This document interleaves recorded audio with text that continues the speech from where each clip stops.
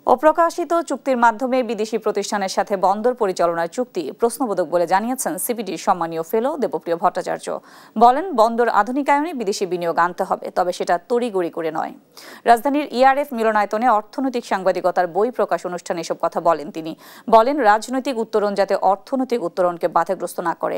এ সময় সাবেক সচিব ফারুক আহমদ বলেন, চট্টগ্রামের লালদিয়া ও কেরানীগঞ্জের পানগাঁও অভ্যন্তরীণ কন্টেইনার টার্মিনাল পরিচালনায় বিদেশি কোম্পানির সঙ্গে চুক্তির প্রক্রিয়া 13 দিনের নয়, গেল 4 বছরের, যাতে দীর্ঘমেয়াদী লাভবান হবে বাংলাদেশি। তবে বিষয়টা তুলে ধরতে ব্যর্থ হয়েছে অন্তর্বর্তী সরকার।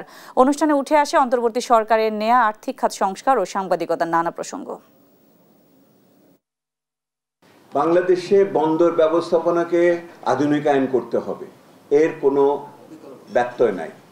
বাংলাদেশের প্রতিযোগিতা সক্ষমতা রাখতে হলে বিশেষ করে আমাদের এই এলডিসি থেকে বের হওয়ার পরে এটার মধ্যে দরকার করবে।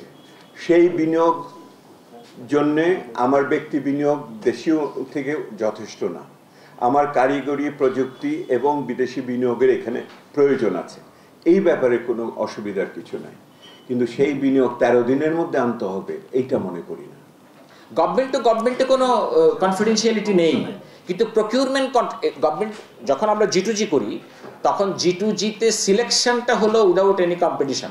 আমি একজনকে সিলেক্ট করছি, একটা কান্ট্রি সিঙ্গাপুর আমাকে সাপোর্ট দিবে তাদের প্রতিষ্ঠান বন্দরকে দিয়ে।